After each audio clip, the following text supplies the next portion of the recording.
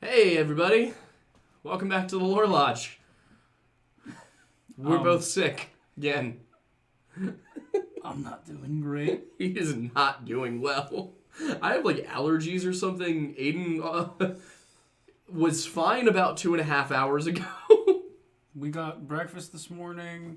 We shot some videos and just, we were fine. And then all of a sudden, just... Bloop.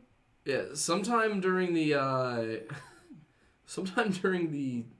filming process, you just, ceased to be okay. Throat's hurting, tired. Hurts to swallow, yeah. I'm gonna take a COVID test when I get home. I don't think it's that. I think it's more likely, I don't know, a cold or strep or something like that. I diagnose you with little bitch syndrome. Yeah, honestly, I've had that. That's chronic. I've had that for a long time.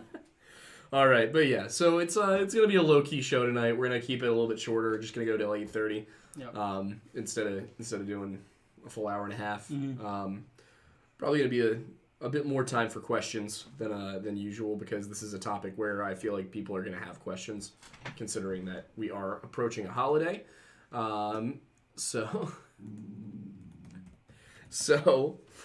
Yeah, without further ado, just to quickly go over a happy St. Patrick's Week, everyone.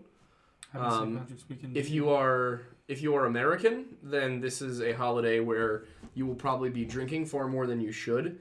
And of course, considering it is on a Thursday this year, that is approximately 3 days at least of drinking. I'm not ready. I am not ready for it. I'm not.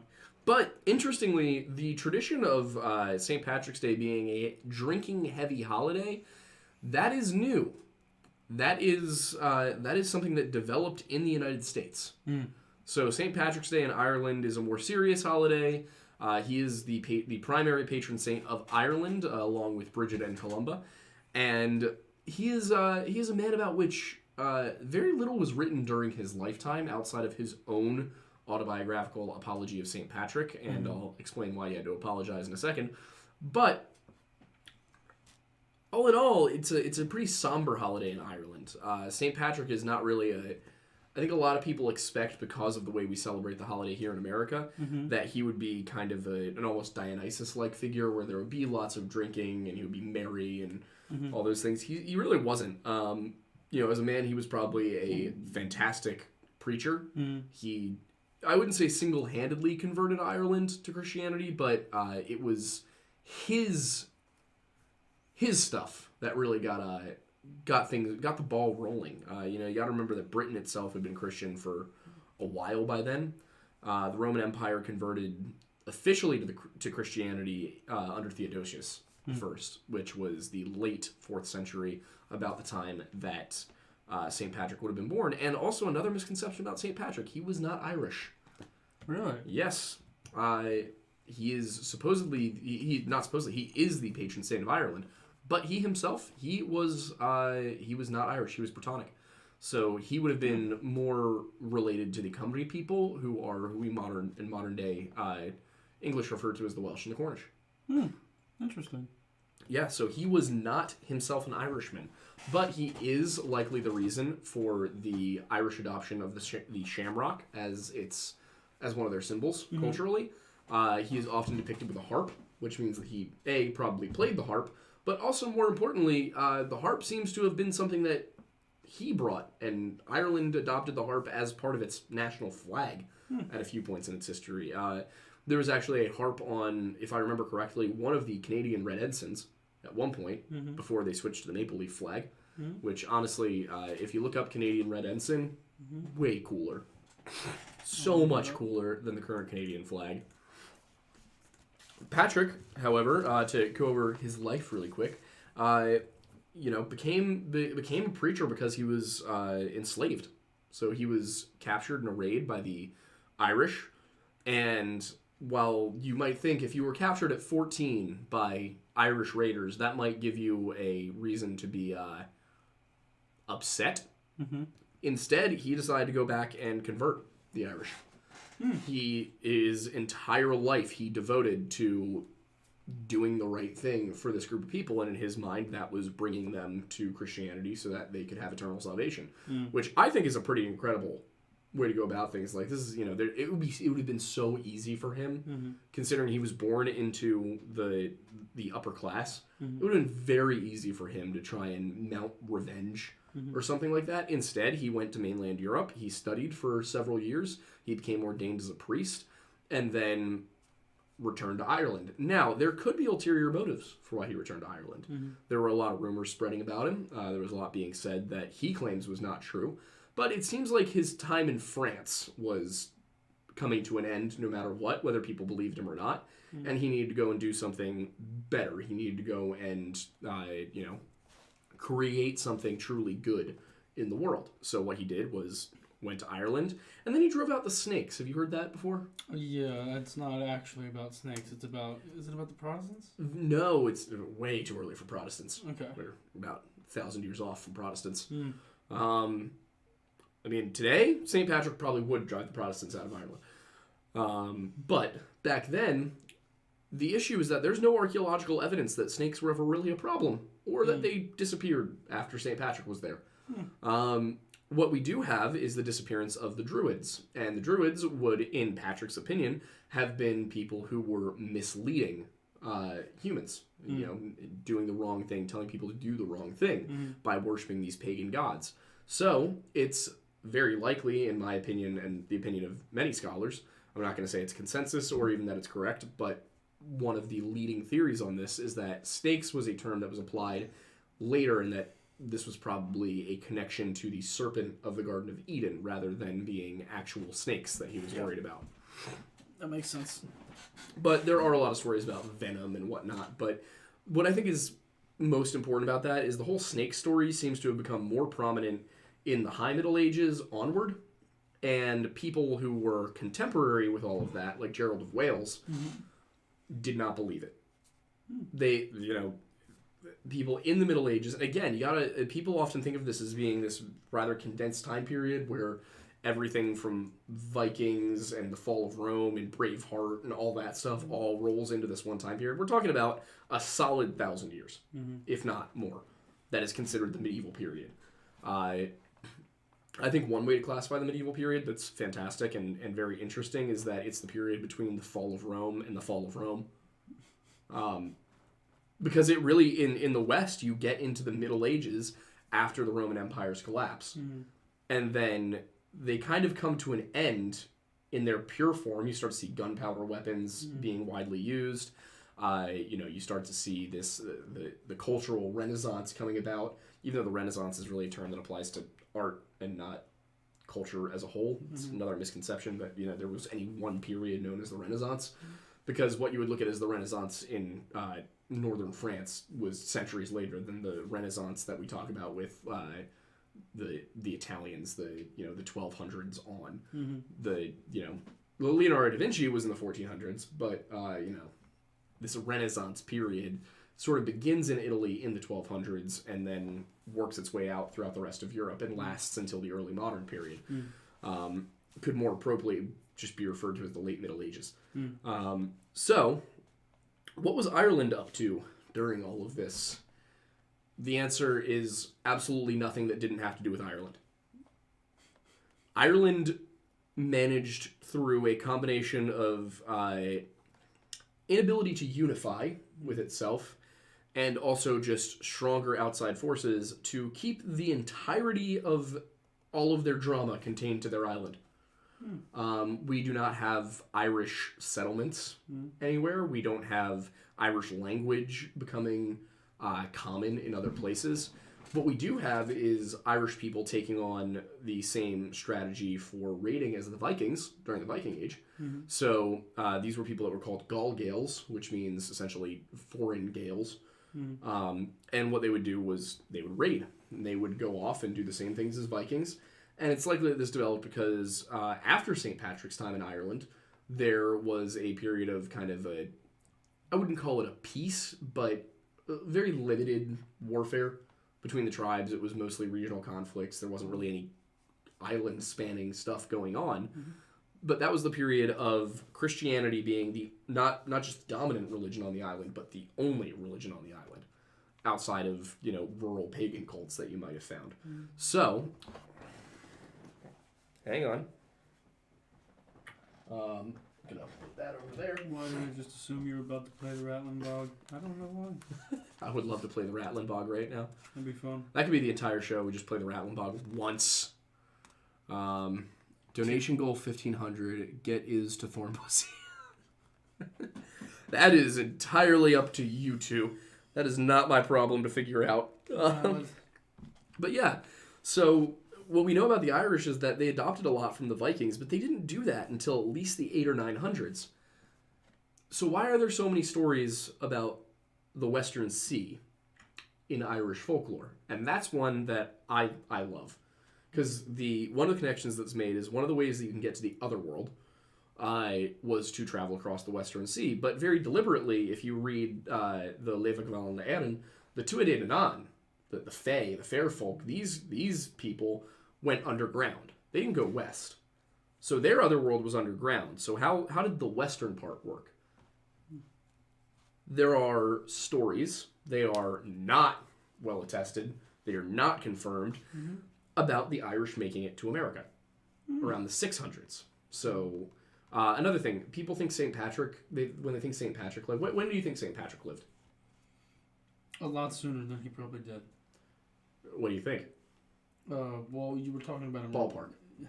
Ballpark in here. I'm going to give the guess that I would have given had I not gotten any of the context from you in the past few minutes. I would have said like 14 to 1500s. St. Patrick was born around 385 AD. Whoa. Yeah. People think he is way later in history than he was. Yeah. He was not. He was actually prior to most of the written accounts of anything that happened in Ireland. His account of his time there is one of the earliest written records we have of the Irish people. Really? Yes. As in, like, somebody going to Ireland and documenting it.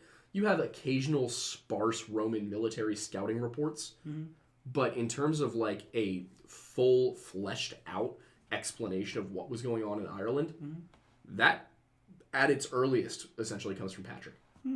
And his apology. Well, what was he apologizing for? Well, that's a misuse of the term apology. People think that apology has always meant to be sorry for something, to repent, basically. That was not always the case, and it's where a field called apologetics, which is applied to religion, comes from. Patrick was not apologizing. He was defending himself. His apology or his confession was his explanation for why there were some rumors about him, and particularly what they were and why they were. There were stories that he took donations from wealthy women as a way to get him to absolve their sins. But what seems more likely is that he convinced wealthy women to convert, and this is what he reports as well, that he convinced these wealthy women to convert, they donated money to him, and then he bought slaves and freed them with the money that was donated to him. So, interesting, right? Yeah. It seems that Patrick, one of two things must have been true. Either Patrick was actually a problem and actually going and doing bad things and committing his sins and blasphemies and heresies, which, you know, it's possible, but there were also a lot less rules for clergy back then. It was, you know, much more the way you're supposed to act, not necessarily the way you're forced to act. But Patrick also could have just been a rising star that they were worried was going to, you know, get in their way of becoming important in the church.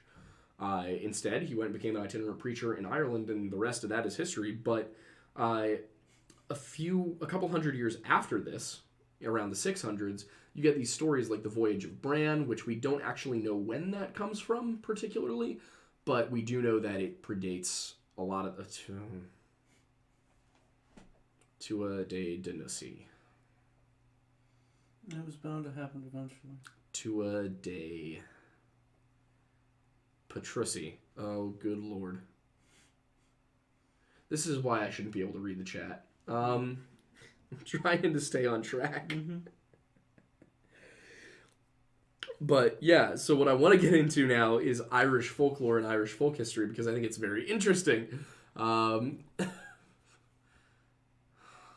it's just getting worse. Mm-hmm.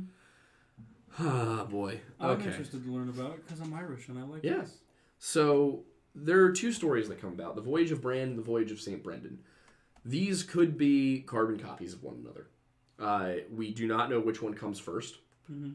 There is nothing to suggest that the Voyage of Bran itself is older than the Voyage of St. Brendan, other than, that we don't really have a date for the Voyage of Bran. We know when St. Brendan lived, but we don't have a date for the Voyage of Bran. So what we do know is that in both stories, there are discussions of going across the Western Sea and reaching other lands. These other lands are the Land of Plenty and the Land of Youth, and I think the last one is the Land of Beauty, but I can't remember entirely. If you want to look up what islands did Bran visit in the Voyage of Bran, go for it. But the point of the matter is, when Bran goes across the Western Sea, he finds these other phenomenal lands, and when Bran comes back particularly, he and his men step off of the boat. Well, some of his men step off the boat and they immediately turn to dust. Because when you leave the world and go into the other world, if you don't come back at the same time you left, you will age exactly as far as you should. Which means that if you were to do what they did, which was get on the boat, sail west, and come back hundreds of years later because they stepped out of time, you would immediately age all those several hundred years. So you'd go full Last Crusade. Yes.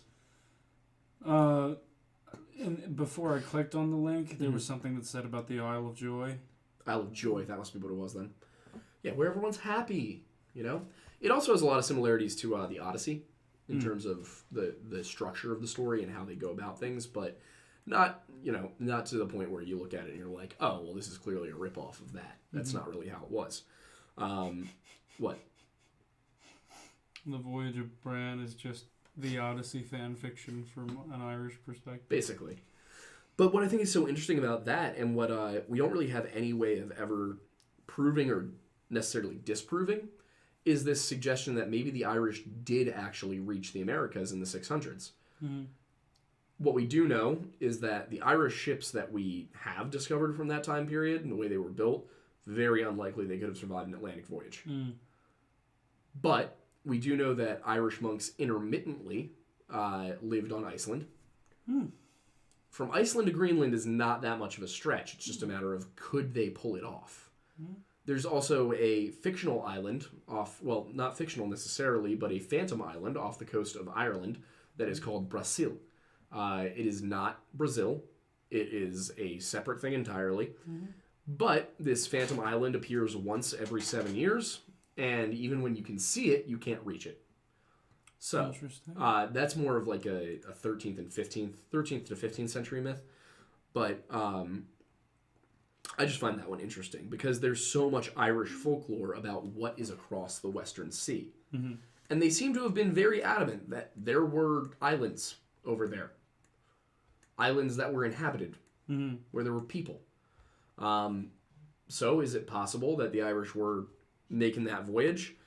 It's sketchy at best, but there's enough evidence that I think it's the kind of thing that you should look into, that you can start to ask questions about it, and I find that fascinating. Yeah.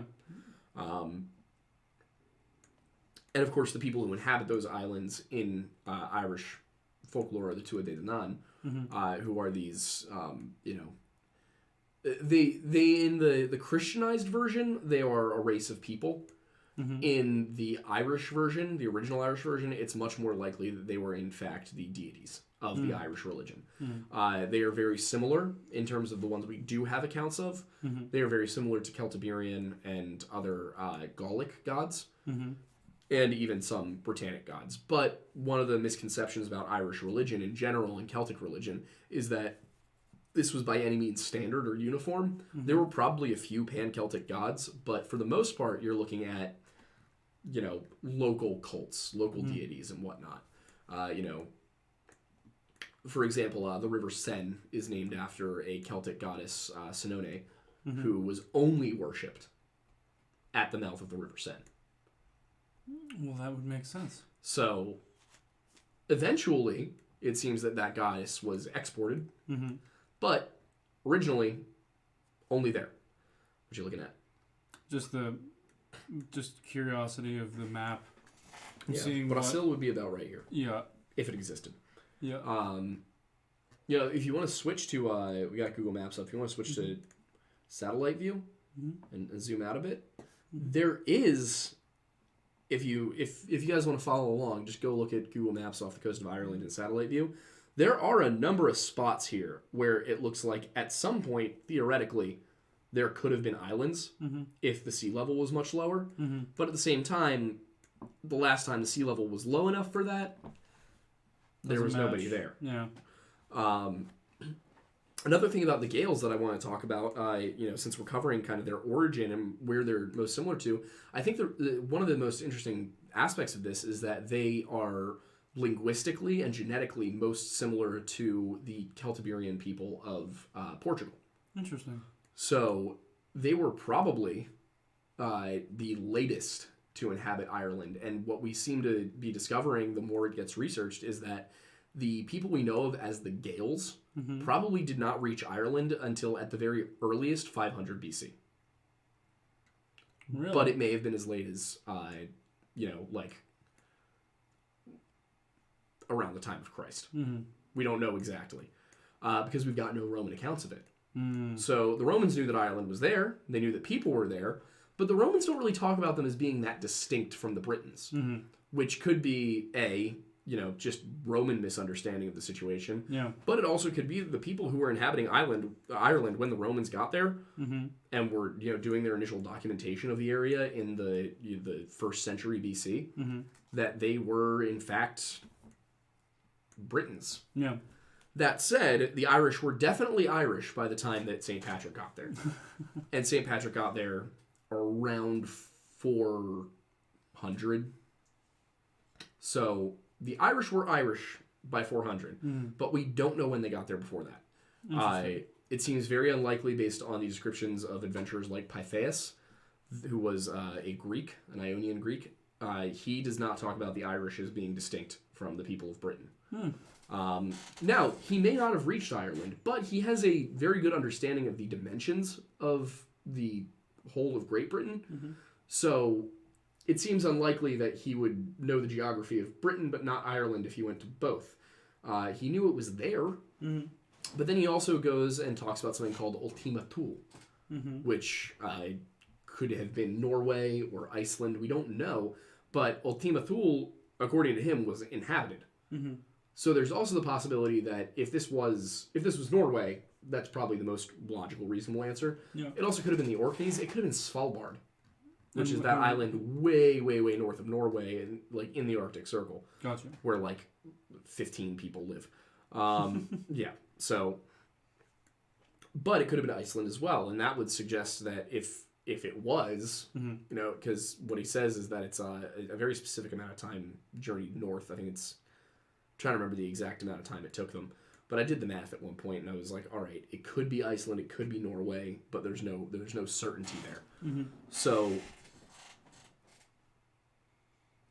where'd the Irish come from has become a very interesting question. Yeah. And their version of the story differs a few times. So by the time you get to the Leva Gaval and Erin, which I believe the earliest manuscript we have is the 11th century, and that is the Book of Invasions, the Book of the Taking of Ireland is the Book of the Takings of Ireland is the direct title translation. But that talks about 6 invasions, starting with the flood, the biblical flood, and ending with the arrival of the Milesians, who come from Spain. Now, in the Christian version, in the Leva Gaval and Erin, that basically does its best to tie everything back to Greece. They're like, the Irish originally came from Greece because they want to say the Irish are civilized. Now, that account adds 3 invasions from the previous one, which is by Nennius, who is another British monk. Lot of Celtic monks out there like writing history about the Irish, but like Welsh monks, not necessarily Irish ones. It's very interesting. But yeah, so Nennius talks only about, I believe it's Partholon, Nemid, and Milesius are the only people he discusses. And prior to that, we only get Partholon and Nemid, which could be because the prior version didn't include the Milesians. So we don't know exactly when they each come from. What seems to be obvious is that the Irish had this folk story about where they came from, and by the time that Christian historians, who were primarily monks, were getting to it, their version of events was they were trying to make it fit the 6 ages of the world, as according to the Bible, starting with the time of the flood and moving up until now. We don't really totally understand what was going through everybody's head. You know, history is a constant practice of constructing a narrative from the evidence that we have, and when something is thrown in that changes the narrative a lot, the responsible thing for historians to do is to analyze it and determine whether or not things, the way we tell this story, needs to change. A lot of people will refuse to do that and stay stuck in their ways, and that's why we, that's why anthropologists refuse to investigate the possibility of an antediluvian civilization like Atlantis. Is Why? a lot of people's PhD dissertations would be worthless if there were an antediluvian civilization. So, But antediluvian, for those who don't know, means pre-flood. why would they be worthless? Pride. No. It's a pride thing. But it is what it is. There's also the people who do the exact opposite, which is they will take a slight bit of evidence for something new and just run with it. And that's how you get conspiracy theorists on TikTok who talk about how the Anunnaki created humanity to mine gold after they came here from the 12th planet Nibiru, which all comes from Zechariah Sitchin, who was not trained. He taught himself to read Sumerian cuneiform. And the problem was he actually taught himself very well to read Sumerian cuneiform. The problem was he basically did what an etymologist would do with proto-languages for a language that we have dictionaries for. There are dictionaries written in cuneiform that tell you what words in the Sumerian language mean. So what he did was he took words, deconstructed them down to their component parts, as if it were a Latin or a Greek word, and then said, oh, well, this means this, and these two words are together, so that word must mean this. The problem is, in many of those cases, we have that word, and we know what that word means. And yes, there are obviously, English words that are compounds of other words that you can look at it and be like, that word means this. But we also have false cognates. We also have words that are borrowed from other languages that might sound alike to some of our words but mean completely different things. For example, if you were to take the word Bildungsroman, what do you think it means? Say it one more time. Bildungsroman. Well, yeah, you would think it was Roman buildings. You would think it's Roman architecture. It's not. It means coming of age. It is specifically a coming of age story. And what language is that? I believe it's French. So but that's my point, is like when you take words and you look at it and you're like, all right, well, that looks like building and that looks like Roman, so this must mean Roman architecture. That's what he was doing. Meanwhile,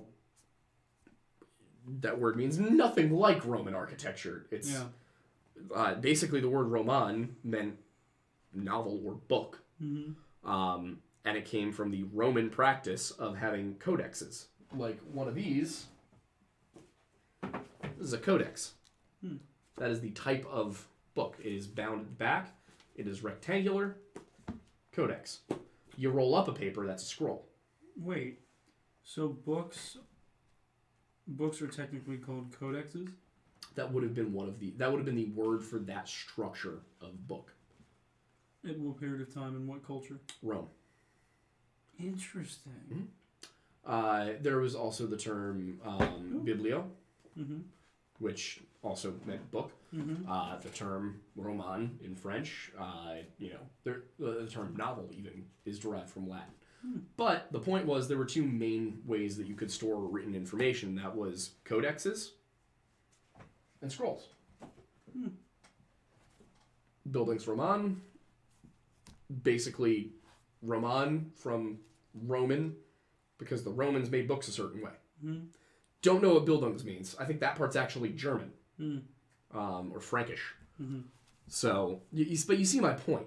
So, you get stories like, like Zechariah Sitchin's story about the Anunnaki, and people will just buy that. They'll just believe it because they don't know better and they don't sit there and do the research about it, Yeah. And when I first heard the Sitchin stuff, I was like, that's super compelling. And then I went and read an actual scholar's work, and I'm by no means an appeal to authority person when it comes to, arguments. But when you sit there and you look and you read through Michael Heiser's stuff, if you just go to sitchiniswrong.com, he has a website about it. And Heiser is just easily debunking all of this stuff. But that doesn't mean that Sitchin was doing the wrong thing by asking questions. So there's a happy medium, between you can't talk about this and we're going to talk about this without researching it. And it's important to fall between those two things when you study things, especially like this, where you've got all of these various stories that have a common thread. That thread being there's ways to step out of time. There's ways to step into another dimension. Patrick drove the snakes into the sea. Does that mean... let's take this. Look at it. If we're using snakes as a term for druids because of serpent, does that mean that he drove them into the sea and they all drowned, or does that mean he drove them into the sea and they went somewhere? And if they went somewhere, where'd they go? Because it clearly wasn't Roman Britain. No, it was not Britannia. We don't have evidence that the Irish really ever had a presence in Scandinavia. We know that Christian Irish people had a presence in Iceland. The only place that those Druids, if they were driven into the sea and survived, if that means that they left Ireland, the only place that those Celtic pagans could have gone was west. But we have no evidence of Irish settlement in North America. We have no evidence of Irish settlement in Greenland, or even pagan Irish settlement in Iceland. So... well, it'd be a lot harder to look for because it's essentially 1,000 years before the British colonized it, so it'd be under how many feet of... It'd be very deep. Yeah. But, that said, why would they have gone west? That's a great question. They must have thought something was that way. And if they thought something that was that way, they probably had a good reason to. So, what did the Irish think was to the west? I can't remember the term for it, but essentially the Otherworld. They thought it was a way to get to the Otherworld, but why? Why were they so adamant that there was land to the west? It's not a question I have an answer for, but it's a question I think is very important to ask. And that's why I think there's a lost chapter of history there. I mean, it could simply come down to somebody being like, well, if it's to the east, it's probably to the west. That's also possible. And these are not people who thought the world was flat. Yeah. It's a very common misconception about the Middle Ages and the Classical period is that people thought the world was flat. There have been a couple of times when people thought the world was flat, but it was the vast minority of human civilized history. The Sumerians seem to have known the earth was round. The Greeks knew the earth was round. The Romans knew the earth was round. The Celts and the Vikings knew the earth was round. The Egyptians knew it was round. The Egyptians knew it was round. The earth does not become flat until, like, the high Middle Ages, and even then, it's not, like, a common belief. Yeah. The whole, it's basically that there's a part of the Bible where it says the four corners of the earth. This imagery is used in the Bible a few times, the four corners. So for a long time it was, oh, well, they must have believed, because this was such a heavily Christianized society, they must have believed that the earth was flat or square or something like that, because it says four corners of the earth. There is no evidence that they ever thought that belief that the earth was flat was ever widespread. And it makes sense that there isn't evidence of that. Because when you're at a point in society to start thinking about the size of the earth, you're not really at a point where you can't investigate that. And if you wake up every morning and the stars are in a different spot than they were yesterday by a tiny, tiny bit, and you're looking up at the sky, you're like, I don't think this is flat. They knew that the earth was rotating. They knew that it was round. They knew that the stars were rotating. They knew the planets were rotating. What at times they didn't know was that the sun did not rotate around the earth. The earth rotated around the sun.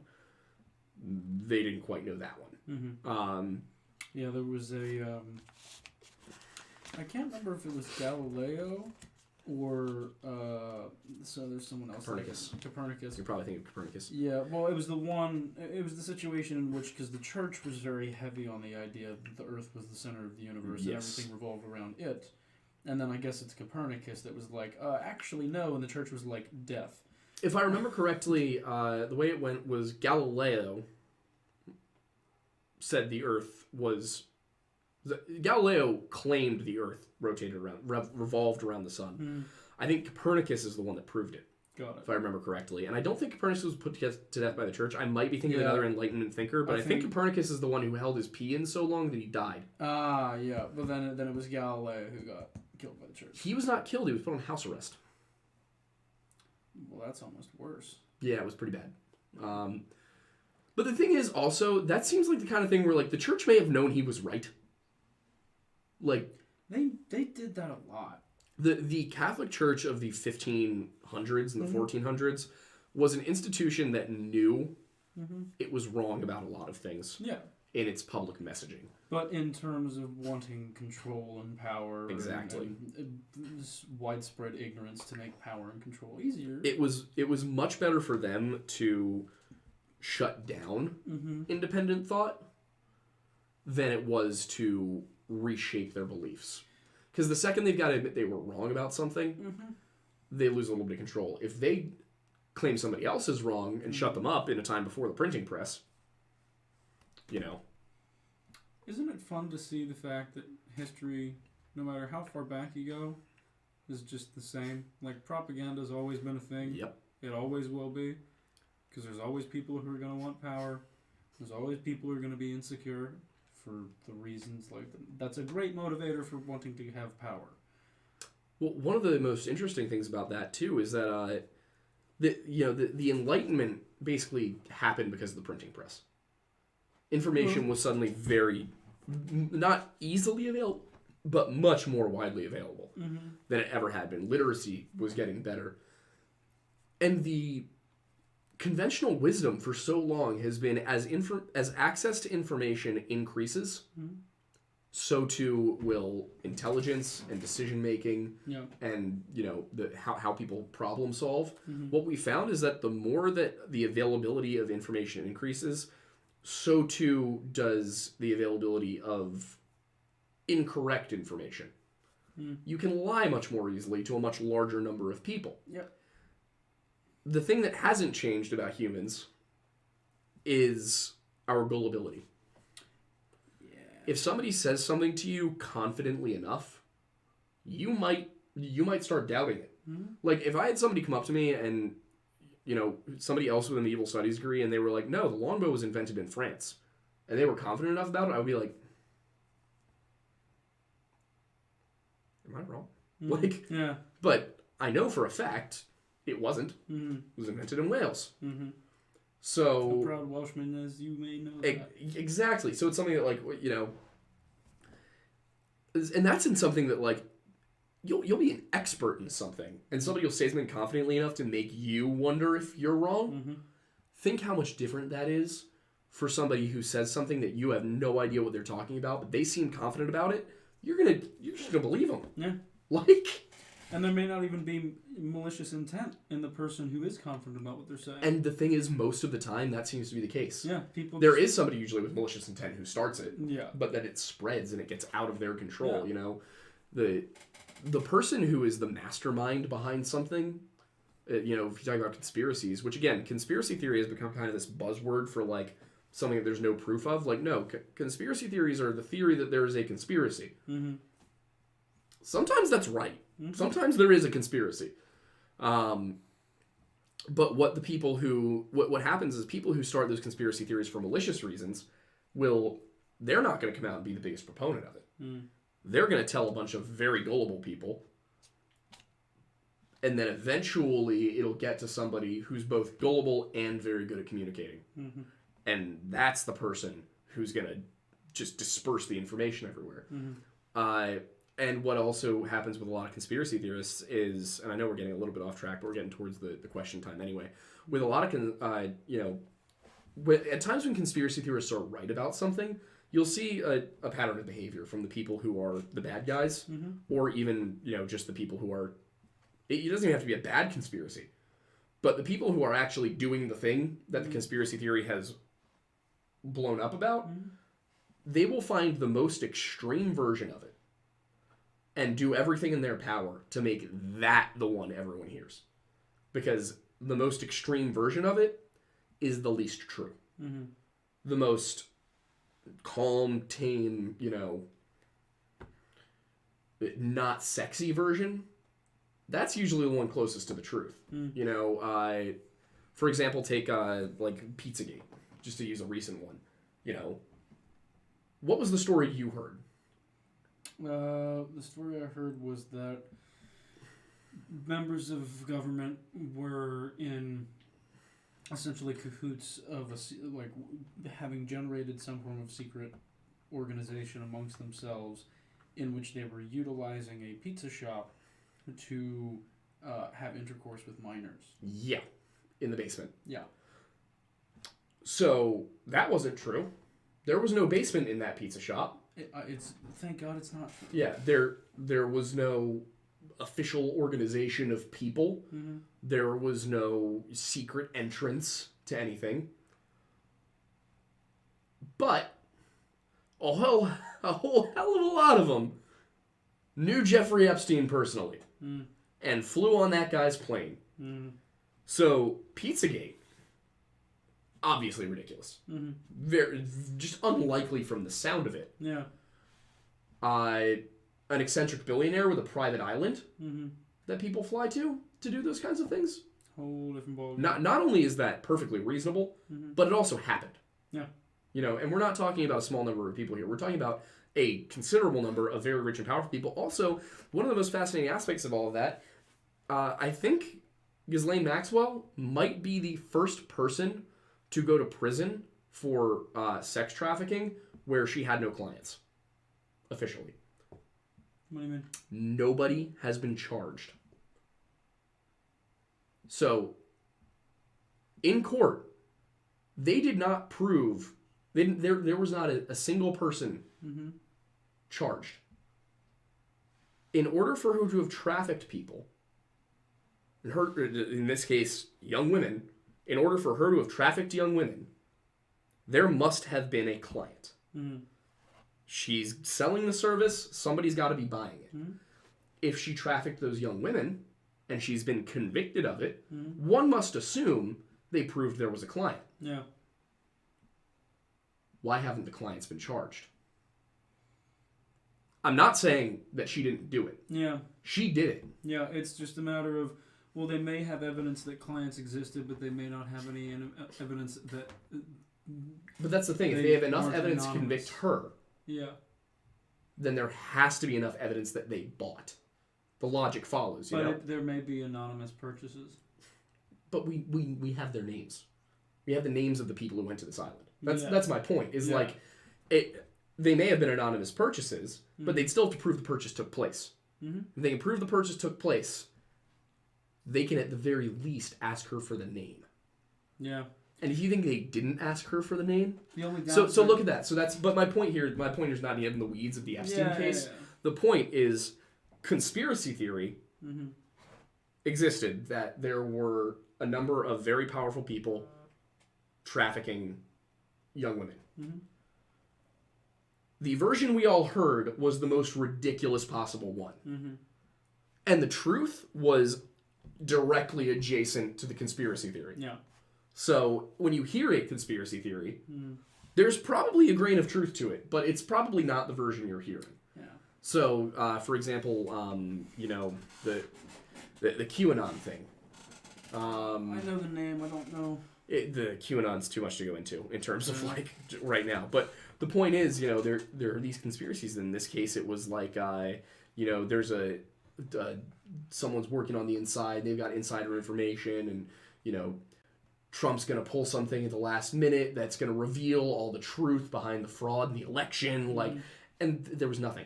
Yeah. There was nothing there. If I were gonna rig an election, the very first thing I would do is convince a whole bunch of people that there was a really ridiculous thing going on. Mm-hmm. Now, I'm not saying the election was rigged, but my point is you can see how the version you hear, you can see how it comes out, like how it emerges. So when you hear a conspiracy theory, my main point here is when you hear a conspiracy theory, don't immediately discount it, but also don't believe it. Yeah. Think critically about it, because there might be some truth to it, no matter what it is, no matter who is affected by it. Yeah. One of my favorites is if you look at the ones I just listed off were ones that primarily targeted the left politically. But let's look at Bohemian Grove. Yeah. The Bohemian Club, is a conspiracy theory, but it's there, it's real. Are they sacrificing children to the god Baal? Probably not.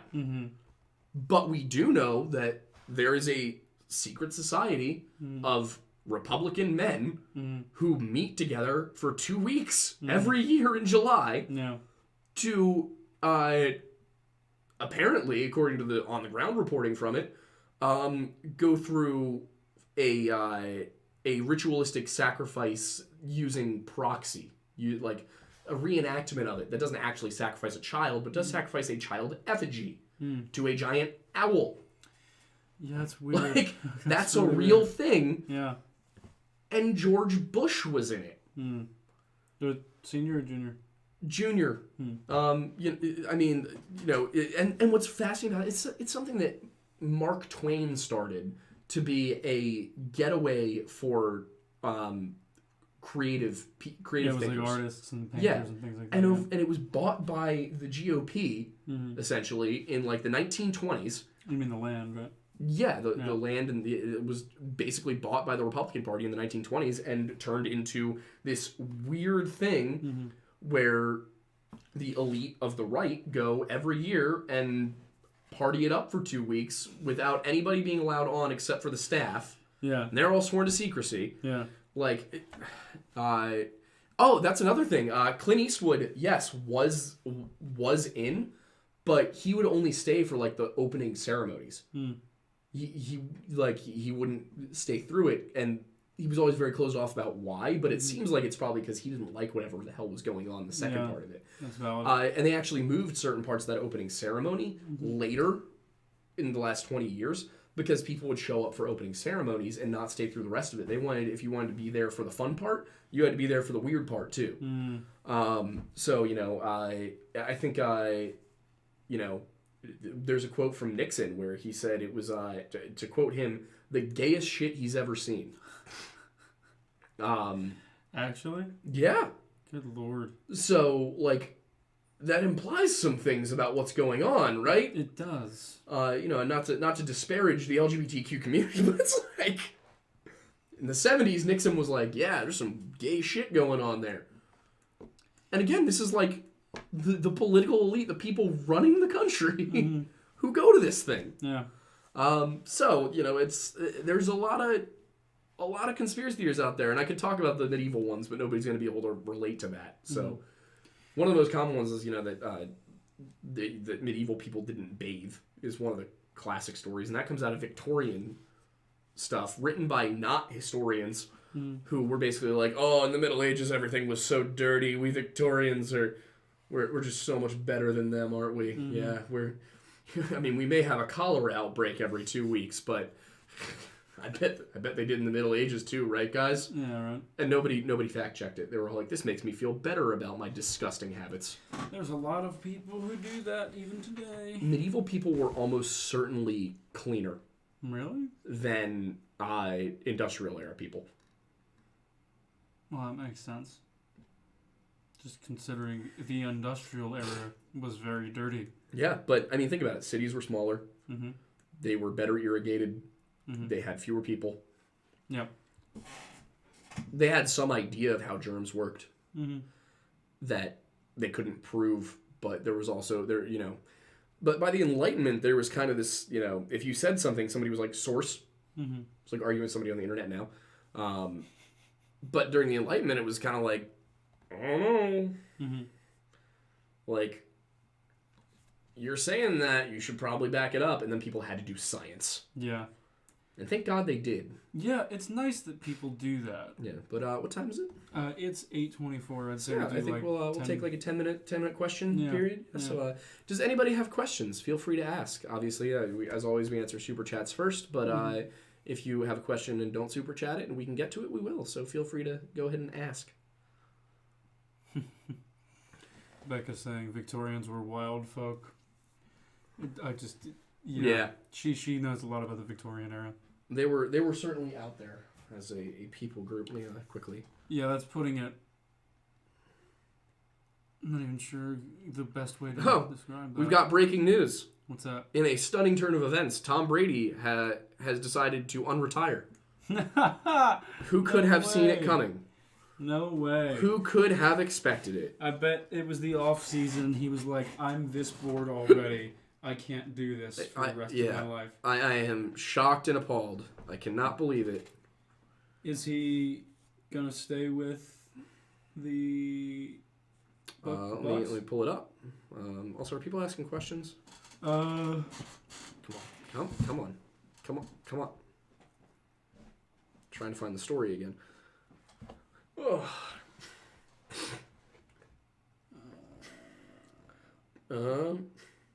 Now confirmed he will return to the sport. He will re-sign for the Tampa Bay Buccaneers. Apparently, Victorian people ate dead bodies. Yeah, there was a bit of a Victorian habit of eating mummies because they thought that it would give you better health. The Victorian era, it's one of the. Maybe I should try that. It's a great example of projection, but on a societal level, where they were like, "Oh yeah, but those medieval people, they did some crazy things." What did it say? Buy some tea and cough drops and a better immune system.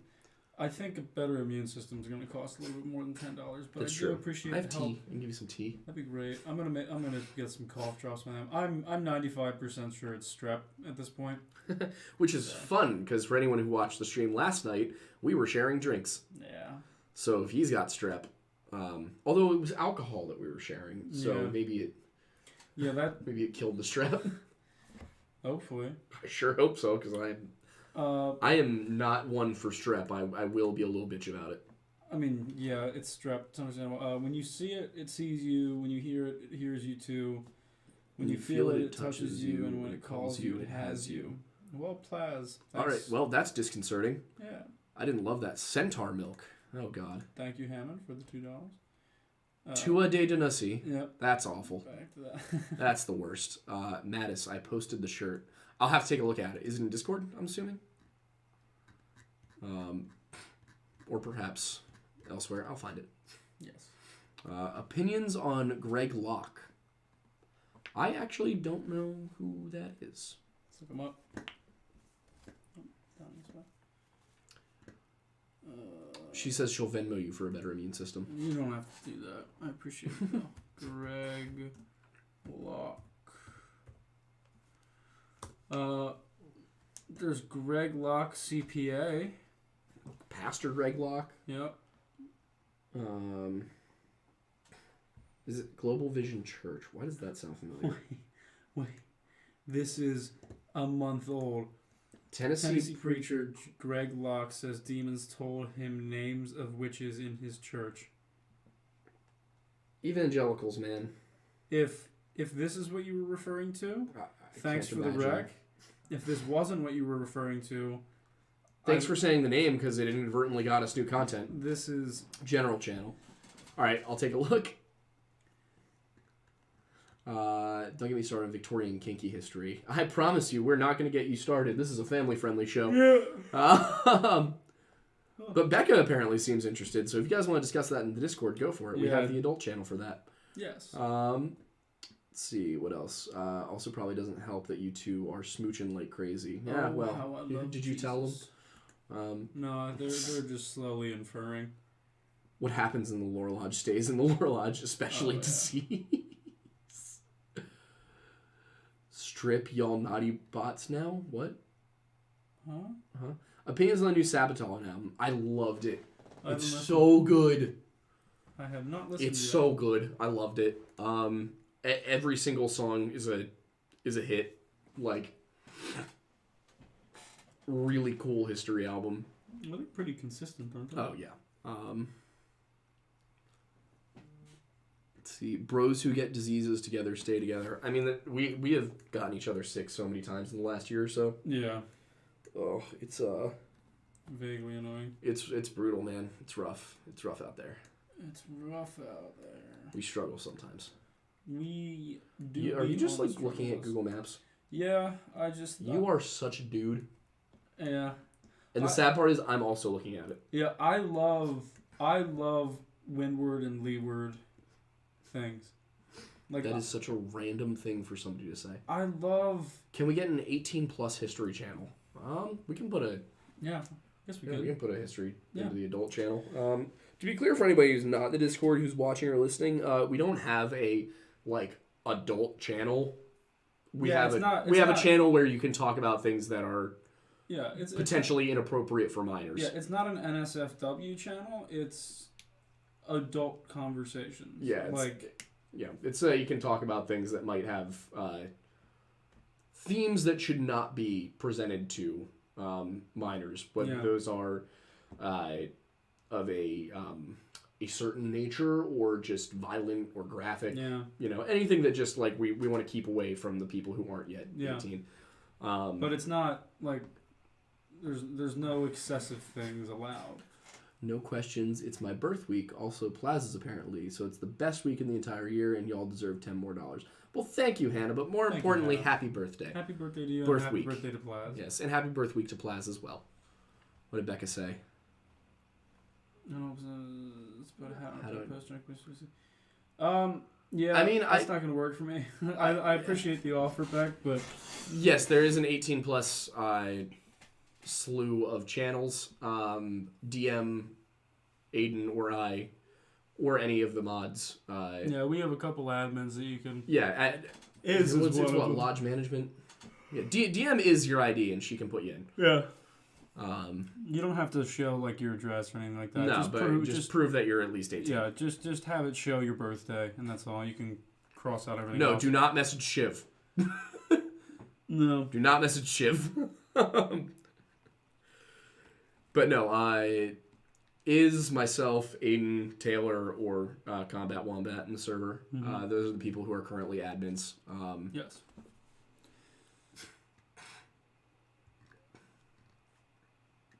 Ooh, there's a nice big round cloudy boy over there. Yeah.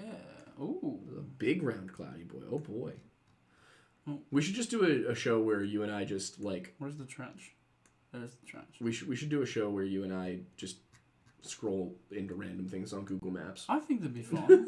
I think we could do that. We're going to other Can we planets go now. to planets? Yeah, you can go to other planets. No way. Whoa, what? I should probably explain. How far can you zoom in? You can zoom in pretty far on a lot of this stuff. Yo, you can just go right into Mars. What do we need Elon Musk for if we can zoom into that crater, right? Yeah. ID and a selfie, right? Yes. So, but for the sake of this guy right here who wants to get home. Sorry, guys. I literally, I'm like very mildly tired, concerned about driving home. He's dying. I should be fine, but I look forward to hopping into bed. Yeah. And there will be content this week. Yes. There will be content. We've recorded more things. I will be editing those things this week. I am continually improving the lighting setup. Oh, yeah. Archie, come here, bud. Come on. Continually improving the lighting setup because for a while there I just like wasn't thinking about it, and now I'm thinking about it again. Look at the people. Look at the people. Look at the people. Good boy. But yeah. Who's the baby? Who's the baby? You're so good. Love how they have to see Archie. Yeah. It's not a proper it's not a proper show without the boy. Yeah, good boy. He does that a lot. Mm-hmm. All right, ladies and gentlemen, Wonderful. let us know when you get home. Don't cry. Yeah, no, I'll be fine. I'm just really no death and dying. That's a throwback. I promise if he dies, I'll announce it. Yeah. I'll make a very long emotional video on YouTube capitalizing on his death for money. Please do, actually. If you can make a buck off it, if one of us dies, the other has express permission to use it for their own personal financial gain. I think the biggest... Oh, look. It's Aaron from True Legends of Monsters. Aaron Tomlinson. We had him on the show. Where? Right there. It says TLO hey. official. What's up? Yeah. What's up, my guy? How you doing?